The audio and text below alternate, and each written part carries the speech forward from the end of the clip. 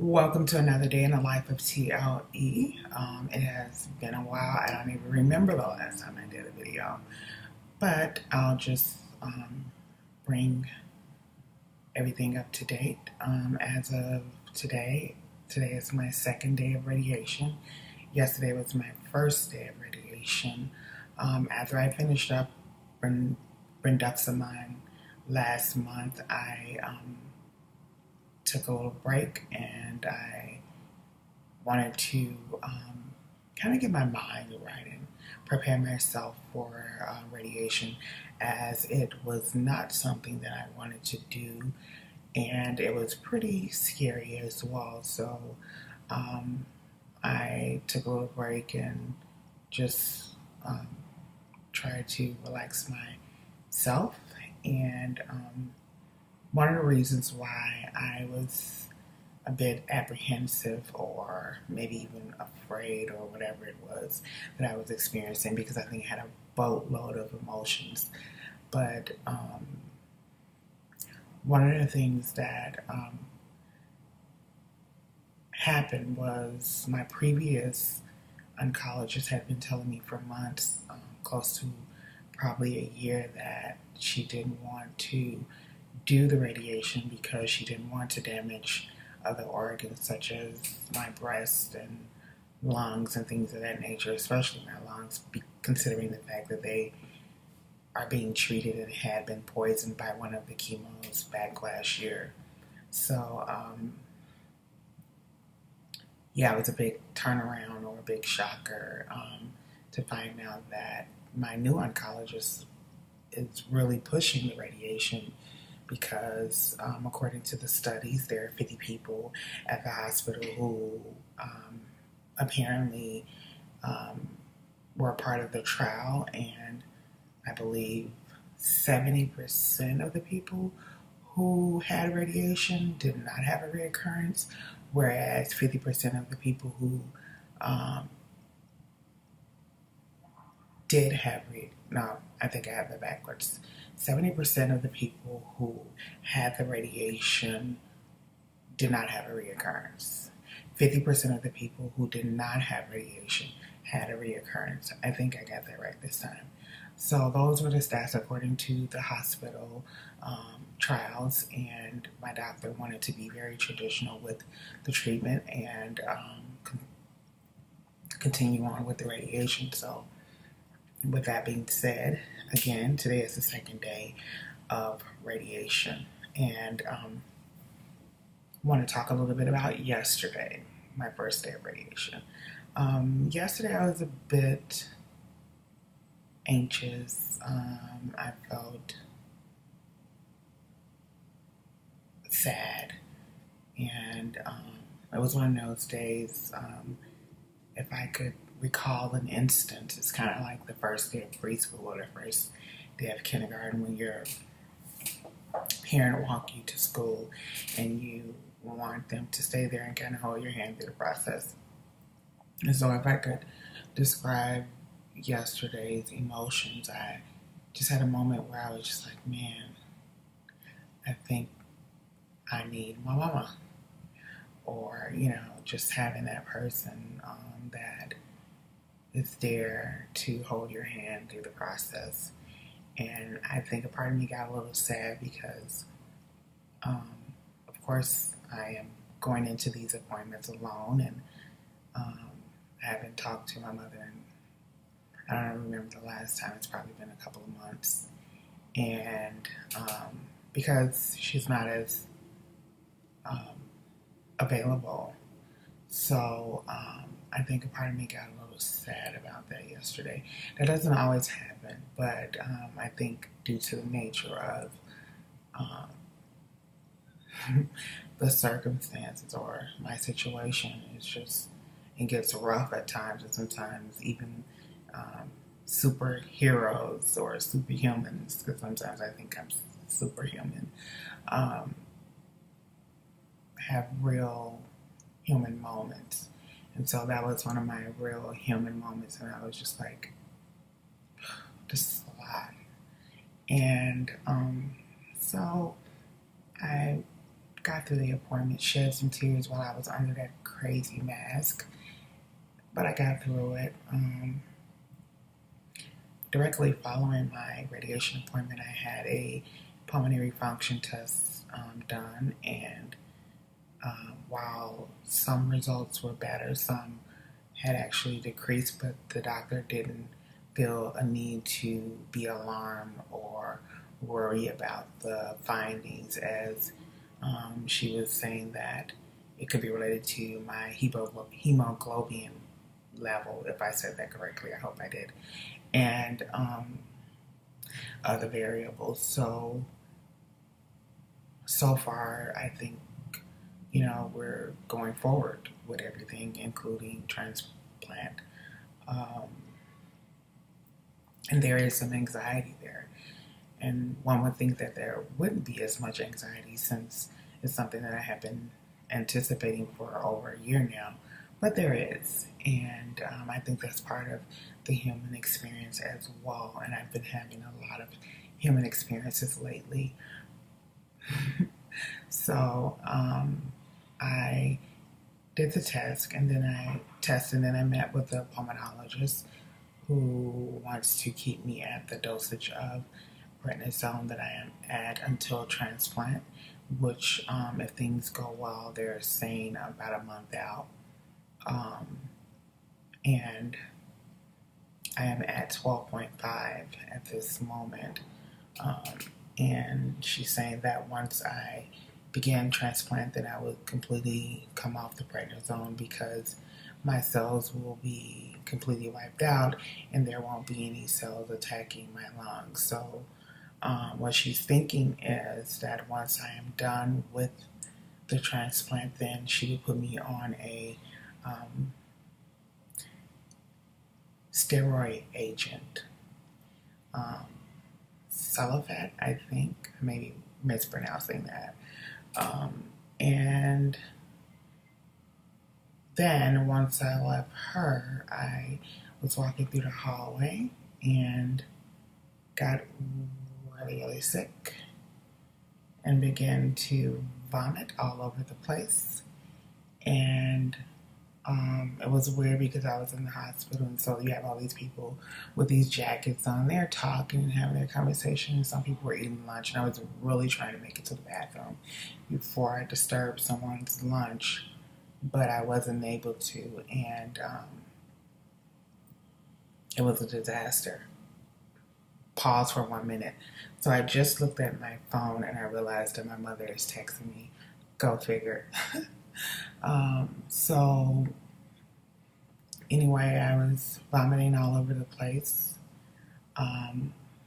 and no one really stopped to help. And then this random lady just ran up to me and was like, "Do you need help?" And kind of went to the people at the desk and, fussed at them a little bit about coming over to help me. And they kind of took their time and looked a little annoyed, and but they did come over and address my concerns / needs, and pretty much asked me if I had someone who was picking me up, and I said no. And they said, "Well, what do you want to do? Do you want to go to the emergency room? Do you want someone to come and get you?" And I said, I think I'll go to the emergency room, because I wasn't sure exactly what was going on, and I didn't want to go home and then have a worse experience, or I just think it was a good idea to go while I was still at the hospital.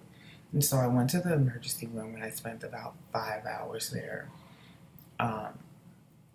taking tests, did EKGs, and they gave me some Zofran and a lot of fluids, and so I started feeling more stable. But before they were able to do that, I had a couple of more trips to the bucket, so I had a lot of vomiting yesterday. And anyways, the ER doctors were saying that they were going to keep me, and I was like, well, what about my radiation appointment? I was told that I could not miss an appointment, and they pretty much were like, well, we're going to do more tests, whatever. So we did all these tests, and most of them came back they were okay. The results were good. So I contacted the oncologist department, the radiation oncologist department, and I told them I was in the ER. And they were just like, no, take some medicine, get over here. Basically, like, shake it off, get over here and finish up. So I told them, what was going on, and they called over to the ER and told them to get me pretty much out of there so that I could make it over to the department before they closed to get radiation. And so that's what happened. I went over, did my second round, and then left my earrings. And so I'm really, really, really concerned about these earrings because I've worn these earrings through everything, and I've been wearing them throughout this whole process. And so I really hope that they come up, because this morning when I went to get them, I told the guy, I said, I think I left my earrings here. And he was like, well, I'll check. And then when I went in after him, he said, oh, they're not there. And I was like, what do you mean they're not there? I left them there yesterday. And so, of course, this morning no one knew anything about them. And they pretty much said, when you come back, we'll look for them, and hopefully when you come back, we'll have them, or whatever the case may be. But I'm not sure what's going to happen, but I'm going to be completely devastated if these earrings does not reappear. And I'm not sure where they could have went, because I left them directly on a table, and apparently I was the last person who was treated, as well as the first person who was getting treated the following morning. And they told me that the therapists and the people who are actually administering the treatment are the people who actually cleans up the room. Because I was like, well, who cleans up? Someone should have turned them in or something to that degree. But so far I haven't heard anything. No one has called or anything. And so I'm concerned, and I'm prayerful. I really am prayerful that they show up for a variety of reasons, but largely because they do have, it's important for me to have those, and I'm kind of crazy like that. I like to hold on to stuff. Stuff have certain values that means a lot to me. So I hope they show up, and I'm getting better with the whole mask thing. I had a situation about a couple of weeks ago, and I don't even know if I did a video about it, but I almost lost my mind when I found out that I had to wear this mask when I was being when I was doing a consultation or whatever, or they were preparing for radiation. They just pretty much said, we're making a mask. So I'm thinking it's just something that's going to cover my face, like maybe the top half of my face, a mask, not having a clue what was actually about to take place. Make a long story short, this process took about 2 hours, where there was about 2,000 people in the room pushing and pulling, trying to get me in the mask, because the first 3 that they tried on me did not work because they were drying too fast. And I have pretty wide shoulders. I'm a pretty big girl, so I had these tiny people trying to push me into this mold of a mask to fit my body, and it was just not working. So finally this guy came in and kind of told me to grab the sheet to relax my shoulders so that they could get me in. And it went pretty smoothly after that. But right into getting ready to do the scans and finish up, I got really, really sick. I was like, take the mask off.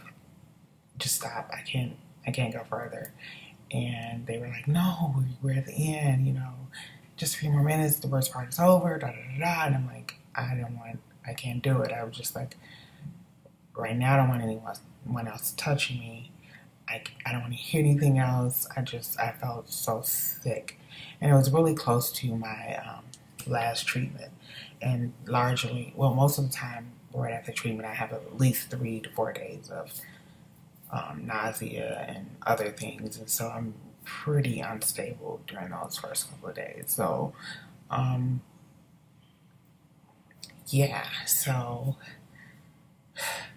I just couldn't go further until the doctor came in, and I guess everyone was just like, what is going on? And he was just like, let's just come back another time. They had gotten me all marked up and everything, so I was pretty much done. I told them I was going to take a vacation, although they were trying to get me to not take the vacation. Originally, they said it was okay, but then they were like, maybe you should do radiation sooner. And I was just like, I think my body is talking to me. And I'm not a person who quits or stop, regardless of what the situation is or regardless of how afraid I am. I'm typically a person who shows up. And so the fact that I was like, stop, to me, my body was telling me something, my mind was telling me something, and I thought that it was time to listen to that because that's where I was. So I took a little vacation. I'm glad that I did take a vacation because it was very helpful and soothing, and among other things, I hadn't had a vacation in God knows when. And when you're going through 16, 17 months of treatment or however many months it's been now, that's a lot of wear and tear on the body, the mind, the soul, the spirit, the self-esteem, the personality. Like, that's a lot. So I think the vacation was a good idea, and I hope I don't regret that, but so far I'm feeling pretty good about it. Shout out to my friends who have an awesome home in Tybee Island, and it's just beautiful sitting on the ocean and other things. So yeah, radiation is a lot, and to be honest, I'm also, just thinking about the next process with the stem cell transplant. That's going to be major. But I was talking to my friends actually while I was down in Tybee, and one of the things that he said was, this would be an opportunity. It's kind of like having a second chance at life. And he was saying, that's a blessing in disguise. You kind of get to start over. And while there have been so many different changes and so many ups and downs and so many uncertainties throughout my life as a whole, and especially throughout this process of dealing and battling cancer, and so as I returned back home, I was just thinking, I never really thought about this opportunity being a second chance at life. And so now I'm kind of embracing and